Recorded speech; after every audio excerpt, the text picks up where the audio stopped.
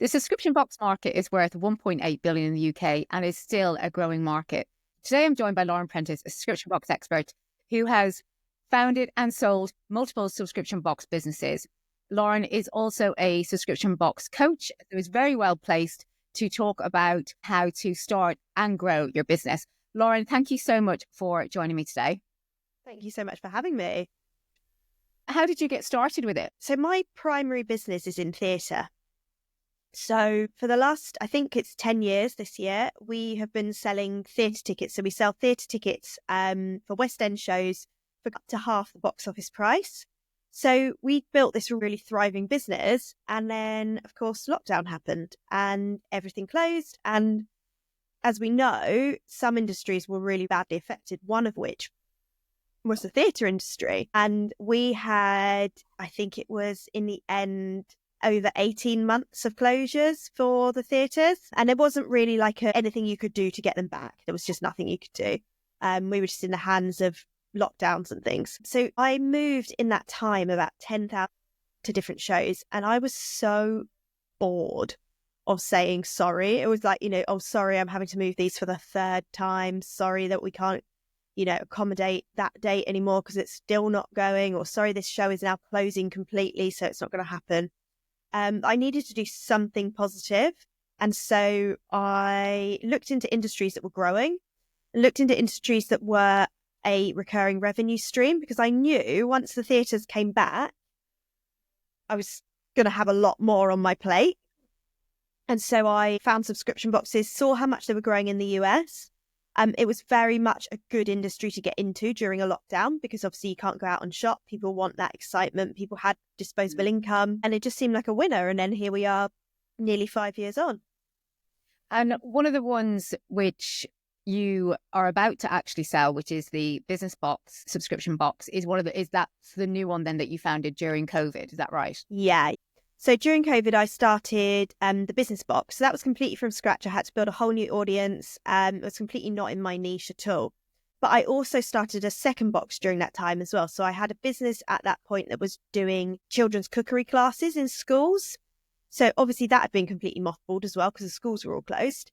And so I set up the subscription box for that. So we used to send out a baking box. So in it, it would have all of the ingredients that they would need to make, biscuits or cakes or flapjacks, whatever it might be for that month, all within the box. And that got sent out through the post. So I kind of started the two side by side, to be honest. Both completely different industries, completely different ball game. But it was really interesting to kind of compare the two on what worked and, taking what worked in one and applying it to another and things. So it was very much like a time of kind of testing, really, and testing and seeing what worked.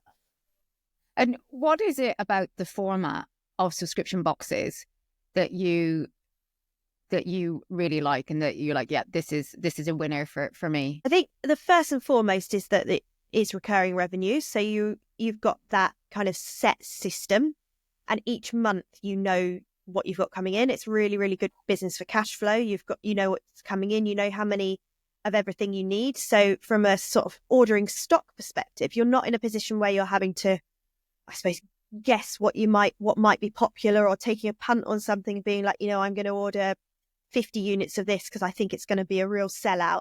You know exactly what you need. So it's quite predictable. You know what you've got coming in month on month. And the other thing is I really, really, really enjoy getting to find and source and buy all the items for the box. So yeah, there's that sort of personal enjoyment for it as well, to be honest. And so there's a lot of subscription boxes on the market and vying for our attention and our money. What are your top tips for starting and growing your subscription box? I think the biggest one I would say is niche. So if you can find some kind of niche. So for example, one of my clients that I work with, Julie, I worked with her to set up her box. She has a book box, and the book box is all based around apocalyptic fiction. Now, I didn't even know that was a genre of reading. I can't even begin to describe what that even, covered before working with her. But it is such a hit, and it's such a hit because it is so niche. If you like this post-apocalyptic fiction, then actually the box is so perfect for you that it actually becomes a no-brainer. So if you can find that niche, you're onto a winner straight away. That's not to say, you want to go super, super niche. I've seen boxes in the US that are like a box for people who like tinned fish. I've seen them a box of bones where it's like they send out animal bones each month. Like there's some really odd ones out there, but it just goes to prove that actually having that niche is not going to be an obstacle. Then again, like other things that I think to consider are just having that audience. I think if you don't have an audience to sell to, then everything becomes really, really difficult. You can be shouting about what you're doing, but if you're shouting into the void and there's no one around, then they're not going to come and buy. So building that audience, making sure you've got the audience there, it's pivotal. So just on audience then, as one of those points, how long, I suppose it's a bit how long is a piece of string, but how long should you wait to build that audience before you launch? Or how many people do you want to have in your audience before you launch something? Yeah, it's so hard because you could have hundreds of thousands of the wrong people in your audience and your launch could flop. Or you could have a really small audience of just a few hundred. But if they're the absolute right people and they're engaged and they are, 100% behind what you're doing, then you could launch and your conversion rate could be incredible. So it's a really, really tricky one. And it is a bit of a how long is a piece of string. But I think you've got to spend a good couple of months at least growing that audience. And it is as well down to what you throw into it. If you are growing your audience and it's your sole focus for 2 months, you're going to see the results. If you're doing like a post every now and again on your own personal page, it's not going to hit and it's not going to grow your audience. So you've got to have like a bit of a strategy behind it and also know what you're looking for, know the right people that you're looking for. There's no point in, I see lots of people who are really, really vying for that viral post. And if you've got a viral post of, your dog eating a banana, for example, and your box is for horse lovers, you've not necessarily got the right people in your audience. So it becomes really, really tricky to sell to those people. It's like, you're making your job so much harder. Yeah. Yeah. And you're not talking to the right crowd then. And so Exactly. We've got niche, audience. What else would you say are your top tips? I think the other thing I would always, always, always recommend is to manage your churn from day one. So from launch. So you've got to be thinking about the fact that you are going to naturally lose people. And that's what happens. That's, with any subscription model of any kind of business, you're going to lose people. But you need to think about it from day one. So you need to have those incentives in place. You need to have incentives in place to stay. You need to be looking after your customers, but also looking at things like commitment terms and stuff as well. So, if somebody signs up for an offer, they can't just get the offer and then run and that's it. Because ultimately, you need to think of the lifetime value of that customer, not just the numbers. You can go, I've got, 10,000 subscribers and that's an amazing vanity metric. But if the following month you've got 2,000, you've got an 80% churn rate, and actually you probably not got a very good business. And what kind of incentives have you used that you've seen success with to get people to stay and to limit that churn? Yeah, so we've experimented with everything over the years. We've tried your first box free, which was a really, really popular offer. Unsurprisingly, absolute disaster, attracted completely the wrong people. Would advise anyone against doing that. We have done half price boxes, which works. It works quite nicely. But the one thing I would say with that is you can often get people who join for the half price box, but then the actual full price box is a bit out of their reach. So it becomes expensive and then, they churn. And the ones we find the most successful are like a free gift with the first box. So for example, one that works really well for us is a free planner. So the planner is really popular. Everyone loves the planner. Great at the right time of the year. Obviously, you don't want to be giving away a free planner that starts in January and June. It's just not going to work, is it? But it works really nicely because people are paying the normal price for the box. So they know that what they're getting. it's predictable. They know exactly what it is that they're paying each month. Yeah. But they're getting that extra item as well as like a welcome gift, and that works really nicely. That really hooks people in, but it hooks the right people in.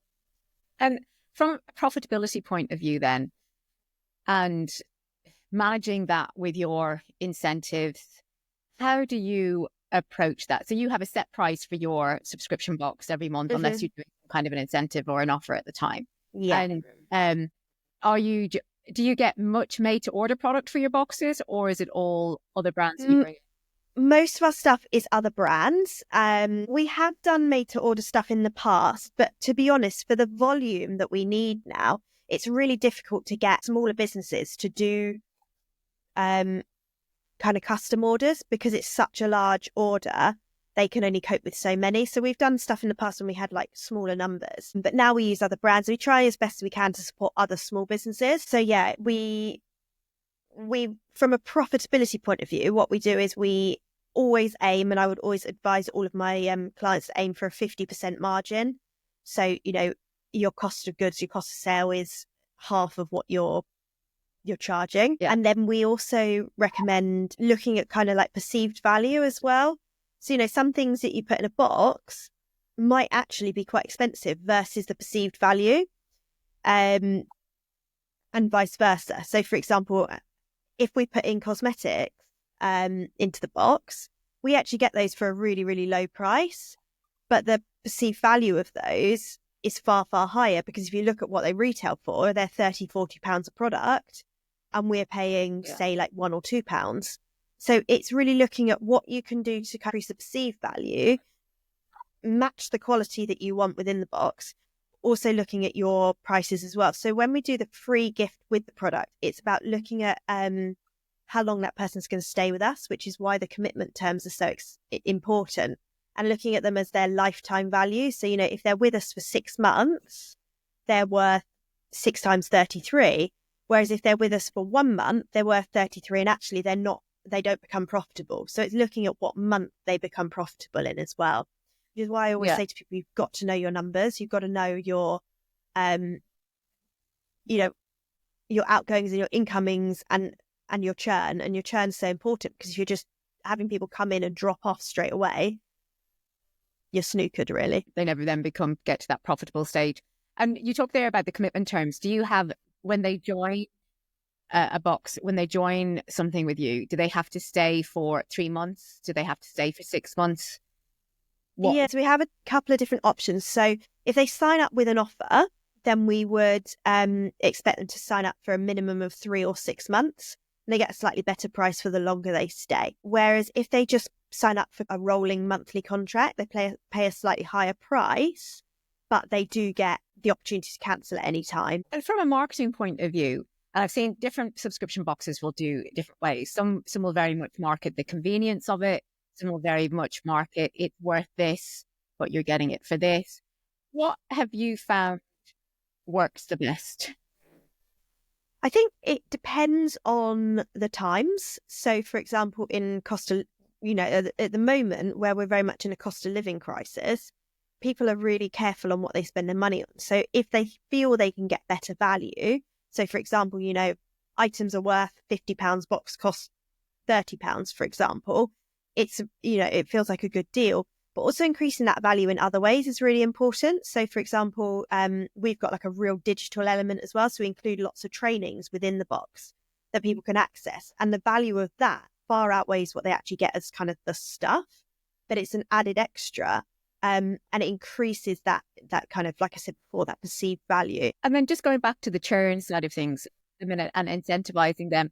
When you have customers that want to drop off, do you have pop-ups that come up to stay for another however many months and you'll get it off this price? When you go to cancel your gym membership or you go to cancel a subscription, you always get that, well, no, we'll give it to you for this price if you stay for another 6 months. Is that something that you've used to say? So we do have a dunning sequence in place. It's not quite as sophisticated as your kind of gym one, because they've probably got lower margins. Like our margins, obviously we're product, so when you work in a product business, as you well know, you've still got to pay for the products, But we offer them things like, a certain amount off their next box, or the opportunity to pause instead of cancel as well, which works quite nicely.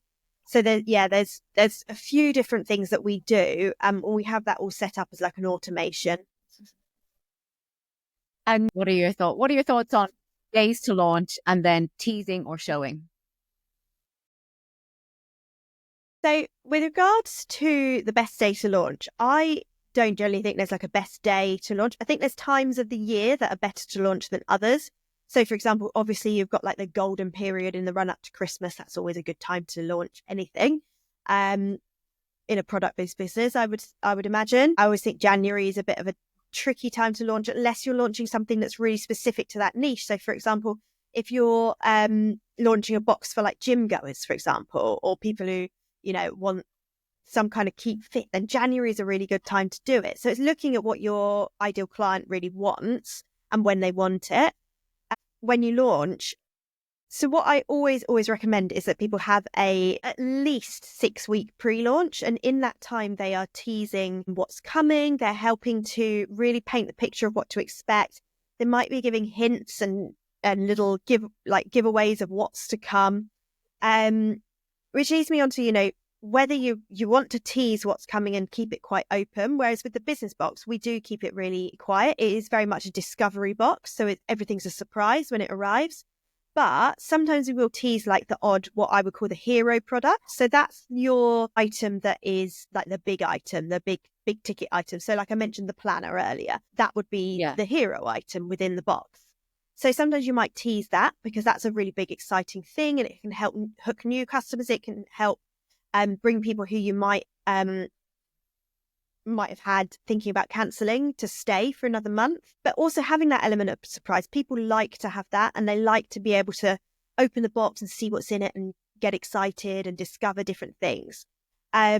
Some are really open and say exactly what's coming. I used to order a cat box that was like that, and I would get an email and it would tell me exactly what was coming. And it did help you to go, oh, well, that's nice.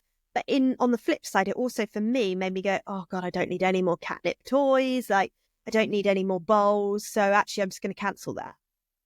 So I think it can go both ways in that respect. And also, sometimes you can say to someone, right, this month we're giving you a mug, for example. And if I say I'm giving you a mug, you might be like, oh my God, I've got hundreds of mugs. But then the mug could be really, really appropriate to the niche. It could be really lovely. It could be really ideal. Yeah. And therefore you've got that sort of obstacle to get over of actually once people see it and they see that how perfect it is, they might actually change their mind on what they previously thought. And you talked there about pre-launch in terms of that 6 weeks, and that would be to actually launch and start your subscription box. But what about what's your kind of timing? When you're releasing a box every month, how soon do you start talking about that next box? I would do so as soon as the current month's box goes out. So obviously you will probably have a few days of like, look what we've got, look how delighted everyone is, because that's a big part of the marketing, of that kind of FOMO marketing. But after that, it's straight onto the next box, because, it's a cycle really, and your marketing can go in a cycle.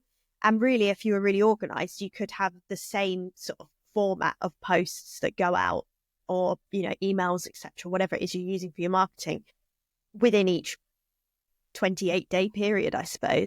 Have you used collaborations or influencers to help promote your subscription box? Yeah, we did in the early days. We would send out gifted boxes to people who had the same audience that we wanted. And it does work really, really well. I think with subscription boxes as well, it works really nicely over a prolonged period of time, because obviously, as we all know, the X amount of interactions that somebody needs to have before they buy.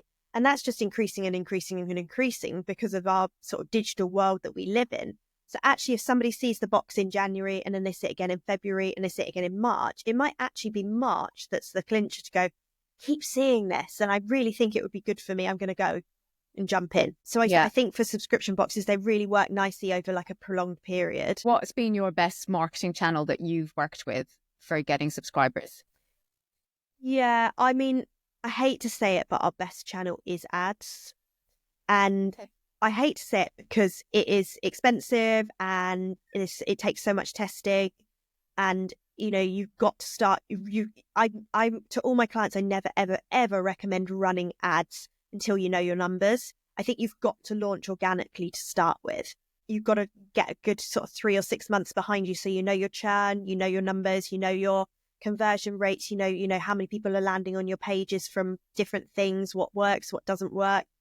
And if you jump straight in and run ads, you absolutely can do that, but it's going to be expensive, and you're going to be acquiring customers at a cost, which is fine, but you're going to be acquiring those customers and you've got all those learning curves to go through and all those things that are going to pop up. And, like they do, things happen in business, particularly in a product-based business, that actually you have to account for. And if you can do that without the, £1,000, couple of £1,000, whatever it is you're going to put aside a month to spend on ads, then you're going to be in a far better position once you do start running ads to get the most from them.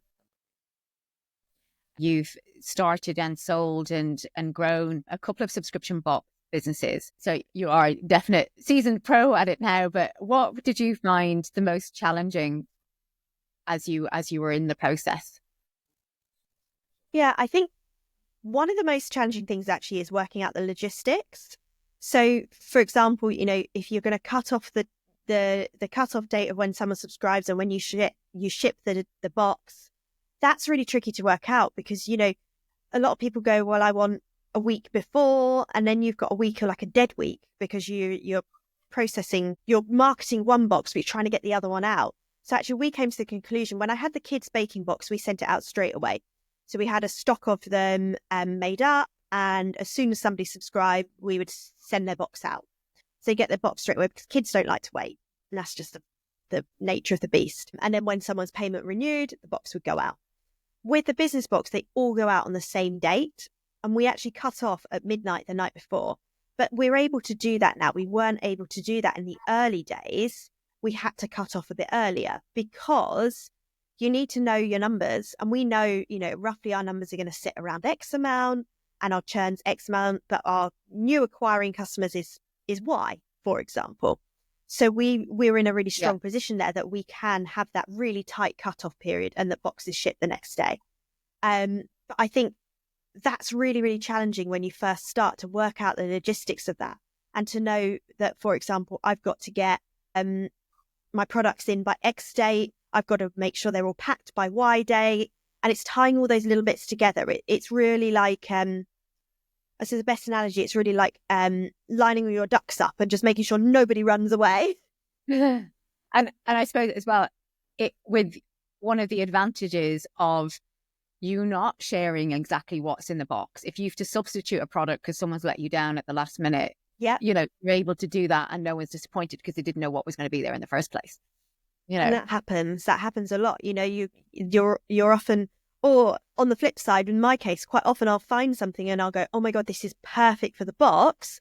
But I look at the budget that we've got and I go, but to put that in the box this month, we've got to lose this. But actually it works perfectly here because of the sort of seasonality of where we're at. So for example, and this isn't something we've ever done, but if it was like a calculator, I'd want the calculator to go in the start of January because everyone's doing their tax returns at the end of January. And if that came in, then I might have to lose something and shunt it into February's box, for example. And like you say, it's a good advantage actually of not stating exactly what people are getting because nobody's getting disappointed then when and if something changes. Just to give people an idea of the people that are listening, the size of the business box. I know you've got other boxes in that as well, but in terms of so people can understand the scale of what you're now doing, how many monthly subscribers do you have? Yeah, so we sit at around 600, 650 at the minute. We are affected obviously by involuntary churn. So if people's payments don't renew because they've not got the money in their account or cards expire and things like that. And that's why we always have that buffer of sort of 50 because you just don't know if those payments are going to go through by the deadline. But yes, we sit about 600, 650. So packing the boxes takes time. It's not an overnight quick job, unfortunately. And I recently saw on one of your Instagram posts that you had outsourced fulfillment, but you've taken that in house. What was your thought process behind that? Of bringing that back to so we've actually always done the fulfillment ourselves, but we've previously, for the last 2 or 3 years, we've had units. So we had one unit that was about 25-30 minutes away, and then we moved because that was just too far away to another one that was about 5-10 minutes from our office, from our base. But to be honest, it was just a nightmare, and the landlord was a nightmare, and every winter the pipes would freeze, so you'd have no running water and you'd have no toilet. It was freezing, and the landlord was just such hard work. So when my partner and I were looking to move, we said, look, we're paying, I think it was £650 plus VAT a month for this unit. Why don't we just buy somewhere bigger and pay that £650 a month into the mortgage, and then we own the asset, and everything's so much simpler. So when we looked for our house, we specifically looked for somewhere that had something that we could just move into. So we knew we needed something with like an outbuilding or a large garage, or like a big log cabin or something, which did make finding a house really difficult, because there were some lovely houses that were absolutely perfect, but they didn't have that. Because that was so part of our kind of prerequisites, we managed to find it, and I don't regret it for 1 minute. It's been game changing, because the other problem we have is that if something was, say, missing from a box, or something got damaged and we needed to resend it, and it wasn't within our cycle of when we send, obviously we always send it kind of the 8th of the month, you've then got somebody who's got to go from the office all the way over to the unit, get that one item, then wait for the postman to collect said item, and then come all the way back to carry on with the rest of the day. And just that one item that would need sending would take an hour out of someone's day to do it. Yeah. And so now it's so much more efficient. You just pop down to the garage, sort what you need. No one's going to wait in for deliveries at somewhere else. It's so much better. I don't regret it at all. What do you kind of think is a real milestone, or something that you're most proud of with the business box? With the business box, I think one of the things that I'm most proud of actually is that some of our subscribers have been with us from day one. So they have been with us since 2020 when we first started, and they're still with us today in 2025. And I think that's probably the biggest achievement, because it's really hard to do. And I've got a membership in my theatre business, and we've got a lot of people who have been with us for 6-7 years, all through COVID and everything. And again, in that business, that's the thing that I'm most proud of. And I also think, like, we've weathered a lot of storms in the business box. We had the Royal Mail strikes, were really tough. Around, I think it was Christmas 2022, I think they were. Oh my goodness, they were tough. And the year before that, Royal Mail lost loads and loads of our boxes. Everything used to go in cages, and I think they lost 2 or 3 of our cages. We had like 150 parcels go missing, so we had to repack all of those. Obviously, getting through any business during COVID was really tough. And I think it's just the ability that we've managed to have as a team to kind of pull that back. I was off for nearly 2 years when I had TAVI, so that was really tough, like passing everything over to the team to manage and run. Yeah, just big, like, overcoming those obstacles and those challenges. And I think that having that resilience as well, I think as a business has been really, really good. And there's a lot more people now that are adding subscription boxes as an additional income stream to an existing business or to an existing service business, whatever it may be. What would be your advice for those people? And I see candle businesses often do it, where they have a candle business and then they're adding a subscription box as part of that. So with a candle business, I think it's a really smart move, because it's a replenishment. People use the candle burns out, they need the next one. So it automates that. And I think for anybody who was going, I've got a product business or I've got a service business, I could add a subscription box and that would be nice. I would say absolutely 100% look into it seriously and think about doing it.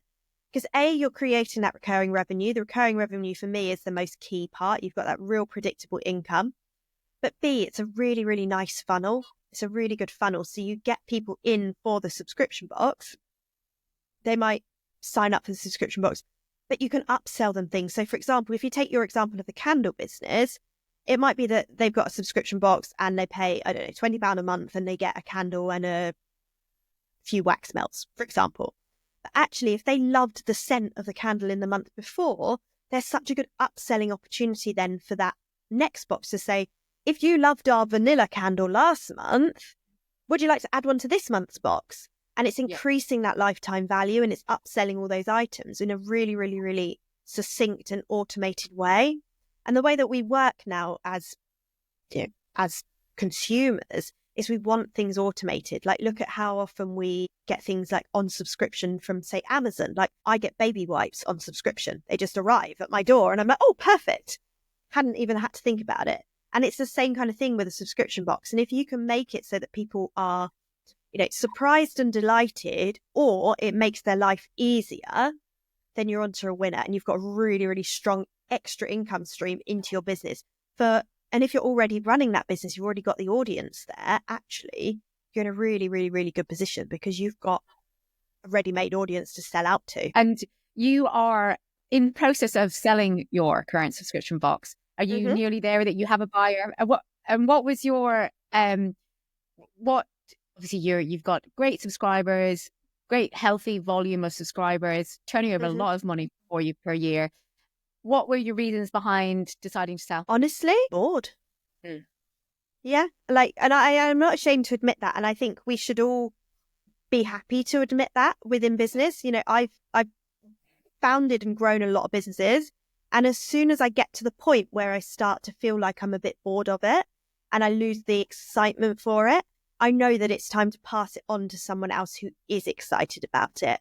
I always say that my first baby has always been the business, and whichever business that might be. And actually it's from a place of really caring about the business and caring about the subscribers that I can say, actually, it's time to move this on to someone else, someone who will give it their fresh eyes on it almost. Because as much as I love doing it and the quality of what we do won't change at all until it goes to the next person, there are other projects that I want to work on. I want to start a new subscription box. And I know that if we start this new subscription box, I've got to clear stuff off my plate. I've got to clear space. I've got to clear, all these kind of things to be able to give that my full attention. And my theatre business and the coaching business all run quite passively now.